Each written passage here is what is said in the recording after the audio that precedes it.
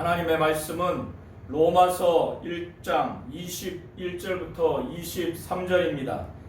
하나님을 알되 하나님을 영화롭게도 아니하며 감사하지도 아니하고 오히려 그 생각이 허망하여지며 미련한 마음이 어두워졌나니 스스로 지혜 있다 하나 어리석게 되어 썩어지지 아니하는 하나님의 영광을 썩어질 사람과 새와 짐승과 기어다니는 동물 모양의 우상으로 바꾸었느니라. 아멘. 하나님은 영화로우신 분이십니다. 하나님은 영광스러운 분이십니다. 하나님이 영광스러운 분이시기에 하나님을 아는 인간들은 하나님을 영화롭게 해야 합니다. 예수께서 요한복음을 통해서 말씀하시기를 하나님 아버지를 영화롭게 하시라고 그는 아버지께 기도합니다. 이처럼 예수가 그의 아버지를 향해서 영화롭다라고 그렇게 생각한 것처럼 인간도 예수와 함께 아들이 아버지를 영화로운 분이라고 그렇게 생각한 것처럼 인간도 예수를 닮아서 하나님 아버지를 영화롭게 여겨서 그분께 영화를 돌려야 됩니다. 사도행전 14장 8절부터 18절까지의 내용을 살펴보시게 되면 바나바와 사울은 루스드라에 발을 쓰지 못하는 한 사람이 있었는데 그 사람이 구원받을 만한 믿음이 있는 것을 보고 바울은 큰 소리로 내 발로 일어서라 하니 그가 걷게 됐습니다. 그때 그 무리가 바울이 한 일을 보고 루가오니아 방언으로 큰 소리로 말하기를 신들이 사람의 형상으로 우리 가운데 내려왔다. 바나바는 제우스라고 바울은 그 중에 말하는 자이므로 헤르메스라 하더라. 그래서 시외 제우스 신당의 제사장이 소와 화환을 들고 대문 앞에 와서 무리와 함께 제사하고자 했는데 바나바와 바울이 듣고 옷을 찢어서 그들 가운데 그렇게 하지 못하도록 그러면서 말하기를 여러분이 어찌하여 이러한 일을 하느냐. 우리도 여러분과 같은 성정을 가진 사람이라. 여러분에게 복음을 전하는 것은 이런 헛된 일을 버리고 천지와 바다와 그 가운데 만물을 지으시고 살아계신 하나님께로 돌아오게 하려 합니다. 돌아오게 합니다. 이렇게 말하면서 말하기를 하나님이 지나간 세대에는 모든 민족으로 자기들의 길을 가게 방임하였으나 그러나 그렇게 했다 할지라도 하나님이 자기를 알 수 있도록 증언하지 않는 것이 아니라는 겁니다. 하나님이 하나님 자신을 알 수 있도록 했다는 거예요. 자기를 증언한 것인데 말하기를 곧 여러분에게 하늘로부터 비를 내리시며 결실기를 주시는 선한 일을 하사 음식과 기쁨으로 여러분의 마음에 만족하게 하셨느니라. 이렇게 결실기를 주시고 비를 내리셔서 선한 일을 하사 음식과 기쁨으로 마음에 만족을 줬다는 거예요. 그래서 이런 것을 통해서 비를 내리게 하시고 또 결실기에 추수하게 하셔서 음식을 먹이게 하는 이러한 하나님의 일을 통해서 하나님은 하나님 자신을 나타냈다는 겁니다. 그래서 바나바와 바울은 옷을 찢어가면서까지 자신들을 마치 신처럼 대우해서 자신들 앞에 제사 지내려고 하는 것을 막은 겁니다. 그래서 특별 계시로 예수를 증거해서 예수를 통해서 구원받을 만한 지식은 아니지만은 천지 만물을 지으시고 이 모든 천지 만물 가운데 이 만물들을 운영하는 하나님의 그 일하심을 통해서 하나님은 하나님 자신의 존재와 하나님의 그 능력, 하나님의 그 신성을 나타내 주셨다는 겁니다. 그래서 사도 바울은 로마서 1장 18절부터 32절을 통해서 이방인들이, 물론 이방인뿐만 아니라 모든 인간들이 하나님 앞에 큰 범죄를 해서 진노를 받을 수밖에 없는 그런 상태에 놓여 있다는 것입니다. 사도 바울은 하나님이 진노를 내리신다는 거예요. 사람들에게 하늘로부터 이 진노가 내리시는데 무엇 때문에 진노를 내리시느냐? 하나님은 하나님 자신을 알도록 한 그 진리를 인간들이 그 진리를 의지를 가지고 불의를 가지고 그들의 경건하지 않음과 불의를 가지고 이 진리를 막아버리는 그런 경건하지 못한 모든 것과 그 불의함 때문에 하나님은 좌시하지 않는다는 겁니다. 사람들 안에는 하나님을 알만한 것이 있다는 겁니다. 하나님이 하나님 자신을 알만한 것을 나타내셨다는 거예요. 그 나타내시는 그 방법, 그리고 그 나타내신 하나님의 핵심적인 그 요소가 무엇인지에 대해서 사도 바울은 18절부터 20절을 통해서 증거하고 있습니다. 하나님은 창세로부터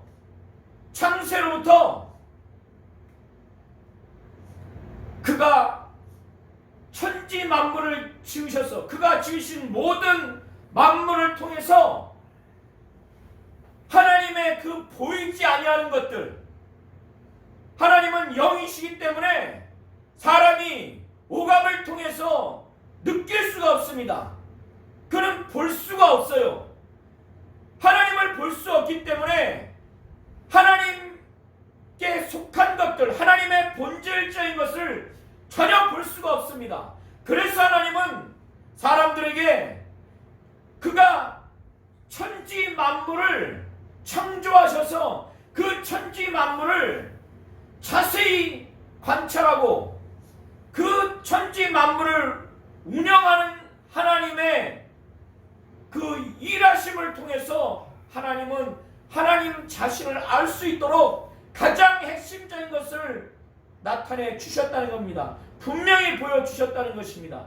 그것은 그의 보이지 아니하는 것들, 곧 영원한 그의 능력과 하나님의 능력과 하나님의 그 속성, 본성인 그 신성, 그의 영원한 능력과 신성이 그가 만든 만물에 분명히 보여 알려졌다는 것입니다.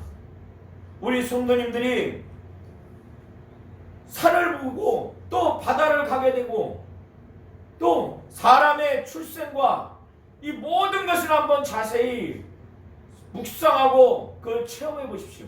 그래서 사도 바울은 그가 하나님께서 인간들에게 하나님을 알만한 것들을 보이셨다는 겁니다. 만물을 통해서 그의 보이지 아니하는 것들, 영원한 하나님의 능력, 하나님의 그 신성이라고 하는 것은 하나님의 속성을 말하는 겁니다.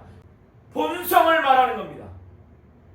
그래서 그걸 분명히 나타냈기 때문에 알려졌다는 거예요. 그래서 모든 사람들이 하나님을 알만한 것을 가지고 있다는 겁니다. 그럼에도 불구하고 모든 경건치 않는 그 행태와 불의를 가지고 하나님은 하나님 자신을 이렇게 천지 만물을 통해서 하나님의 영원한 능력과 그의 신성을 알게 했어요. 이것을 가지고 이것을 나타내는 겁니다. 하나님 자신과 하나님의 영원한 능력과 그 신성을 분명히 나타내 주셨습니다. 이것이 바로 진리라는 거예요. 하나님 자신과 하나님의 그 신성, 하나님의 영원한 능력을 만물을 통해서, 그가 만든 만물을 통해서 나타내 주셨습니다. 이것이 바로 진리인 거예요. 그러나 이것을 모든 경건치 않음과 불의로, 곧 불의로 이 진리를 막는 자에게는 하나님이 진노하신다는 거예요. 하나님이 진노하시는 하나님이심을 우리 성도님들은 이걸 반드시 아시기 바랍니다. 하나님은 사랑의 하나님만이 아니라 이렇게 심판하시고 진노하시는 분이심을 잘 아시기 바랍니다.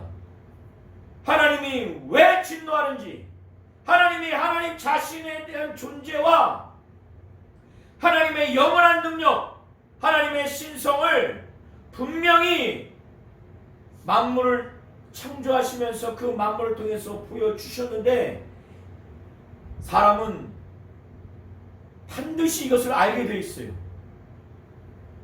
그러나 의지를 가지고, 모든 경건치 않음과 불의를 가지고 이 하나님 존재와 하나님의 영원한 능력과 그의 신성을 알게 하신 이 하나님이 나타내신 이 진리를 마치 숨이 막아지듯이 그걸 막는 자에게는 하나님이 진노하신다는 거예요. 하나님을 알되 하나님을 영화롭게 하지 아니하고, 이렇게 하나님을 알게 되면 저처럼 두려움이 생겨서 하나님을 정말 영화롭게 할 수밖에 없는 거예요. 하나님께 감사할 수밖에 없는 겁니다. 하나님의 영광을 제대로 체험하면 하나님을 영화롭게 할 수밖에 없어요. 하나님께 감사할 수밖에 없어요. 그러나 하나님을 영화롭게 하고 감사하지 않는 인간들이 그의 마음과 생각이 어떻게 되느냐? 그의 생각이 허망해진다는 겁니다. 원어의 의미는 텅텅 비고 공허한 생각이 된다는 거예요. 그의 마음이 미련한 마음이 돼서 미련한 마음이 어두워진다는 겁니다. 이 마음의 기능이 제대로 할 수가 없어요. 생각과 마음이 이렇게 되니 어떻게 되겠습니까? 어떻게 되겠어요? 이렇게 마음과 생각이 허망하고 공허하고 아무런 무가치한 상태로 생각이 가득하니 이런 사람의 인생은 방향도 없고 목적도 없는 것입니다. 그리고 이런 하나님을 영원롭게 하고 감사하게 여기지 아니하는 이런 죄인인 인간의 마음은 미련하게 됐고, 미련한 것을 넘어서 설상가상으로 어두워지게 된 거예요. 마음이 그 기능을 할 수 없는 거예요. 하나님의 진리를 판단하고 하나님의 뜻대로 살고자 하는 그런 것들을 분별하거나 판단하거나 결정할 수 있는 것이 없어요. 그걸 할 수가 없는 겁니다. 그래서 생각이 허망하고 마음이 미련한 마음이 돼서 어두워졌다는 것은 바로 이와 같은 분별력이 없고, 분별력이 없으니 인생은 그 사람의 마음과 생각이 무엇을 보고 무엇을 판단하고 무엇을 결정하느냐에 따라서 결정지는데, 이러한 자의 인생은 공허하고 무가치한 삶을 살 수밖에 없습니다. 이것이 하나님을 영화롭게 하고 하나님께 감사하지 않기 때문에 인간의 생각과 마음이 이렇게 되는 겁니다. 그러니 이런 상태에서 또 착각하기를 자기는 지혜롭다고 생각을 하는 거예요. 자기는 지혜가 있다고 생각하는 거예요. 스스로 지혜롭게 생각하지만은 그러나 어리석어요. 하나님을 영화롭게 하고 하나님께 감사하지 않으니 그의 마음과 생각을 하나님의 뜻으로 채워주고 하나님의 마음을 느끼게 하고 하나님이 그의 마음과 생각을 하나님 뜻대로 살아갈 수 있도록 그의 마음과 생각을 성령으로 지배하고 말씀으로 지배하게 하셔서 온전하게 작동을 하게 해야 되는데 그렇게 되지 않으니 그는 스스로 지혜롭다고 생각하지만 어리석은 자가 될 수밖에 없는 거예요. 그래서 결국 하는 행동이 어리석은 마음과 생각이 가득해서 이런 사람이 결정하는 게 썩어지지 아니하는 하나님의 영광을 하나님을 영원롭게 하고 하나님께 감사하지 않게 되니 어떻게 됩니까? 하나님께 영원롭게 대하지 아니하고 하나님께 감사하지 않으니까 하나님을 인정하지 않으니까 하나님 외의 피조물 중에 어떠한 존재를 하나님의 그 썩어지지 아니하는 영광을 변형시켜 버리는 거예요. 그래서 썩어질 사람을 신격화하거나 새를 신격화하거나 짐승을 신격화하거나 또 땅에 기어다니는 짐승들을 신격화해서 그들의 형상을 만들어서 우상으로 만들어 버리게 되는 겁니다. 이렇게 되니까 하나님께서 그러한 인간들을 그들의 마음의 그 정욕대로 그들의 그 마음의 욕심대로 하나님을 영원롭게 하고 하나님께 감사하지 않냐고 자기들의 그 주관적인 욕심대로 하나님과 무관하게 살 만큼 그 정욕대로 그냥 내버려 둔다는 거예요.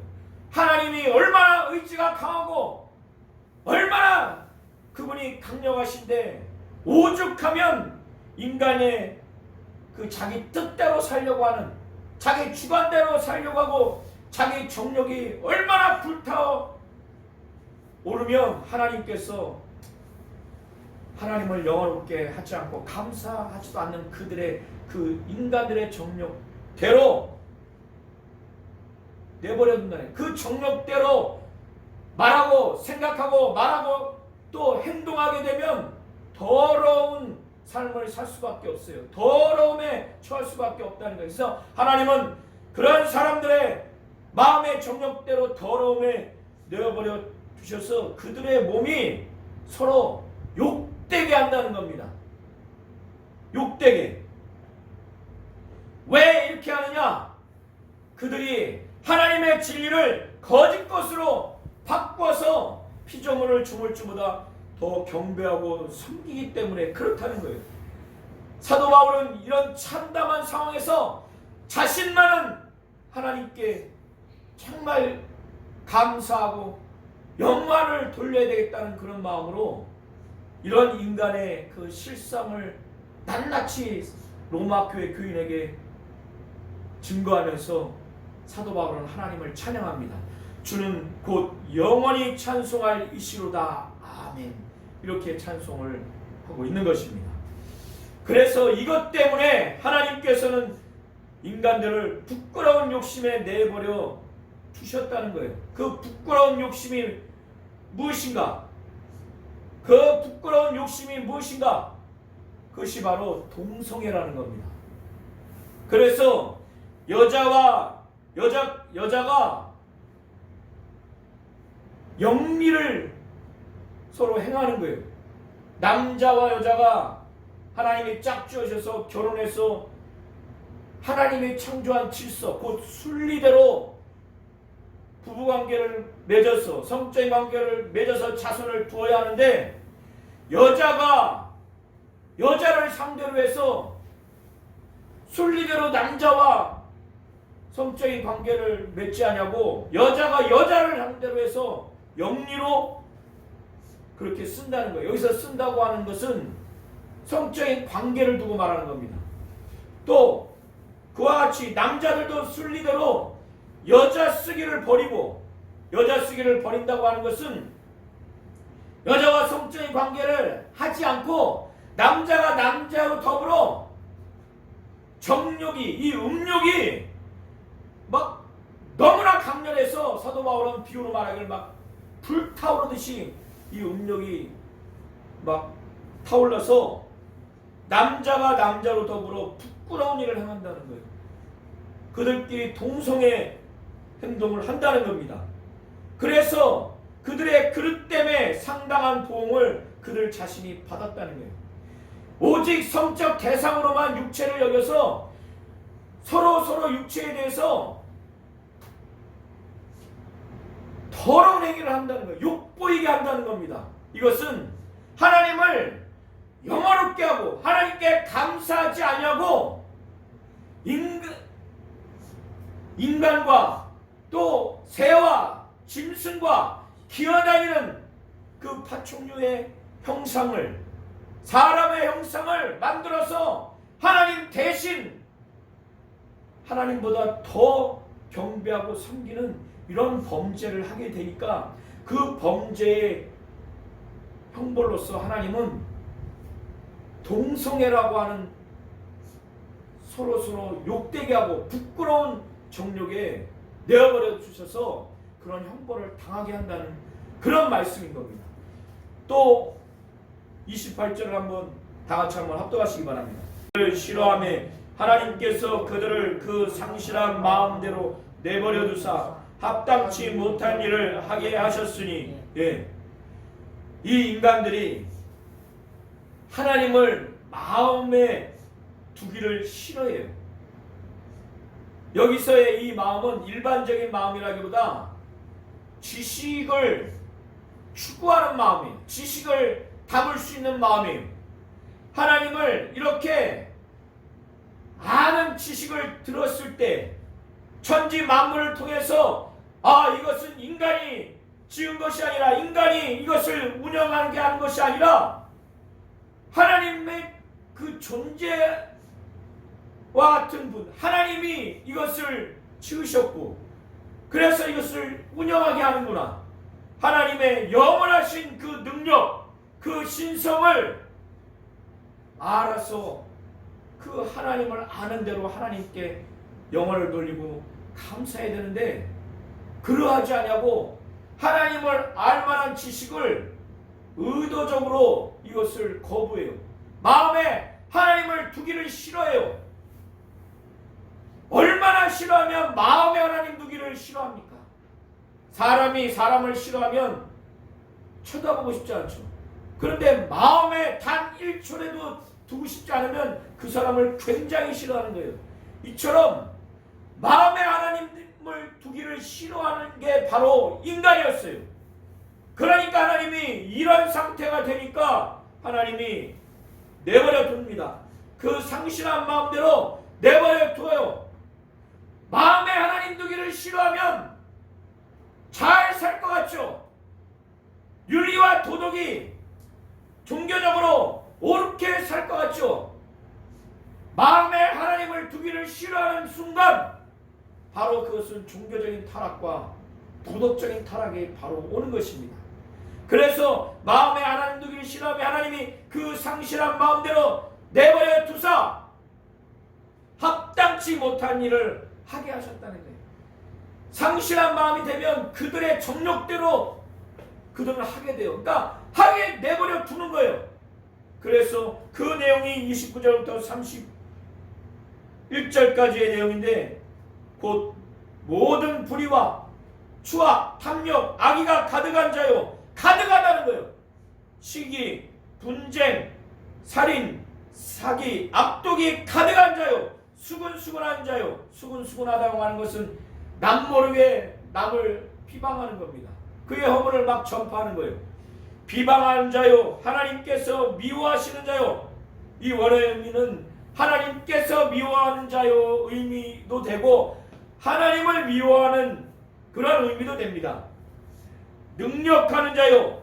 교만한 자요. 자랑하는 자요. 악을 도모하는 자요. 부모를 거역하는 자요. 우매한 자요. 배약하는 자요. 배약한다는 것은 약속을 어긴다는 겁니다. 무정한 자요. 무자비한 자라.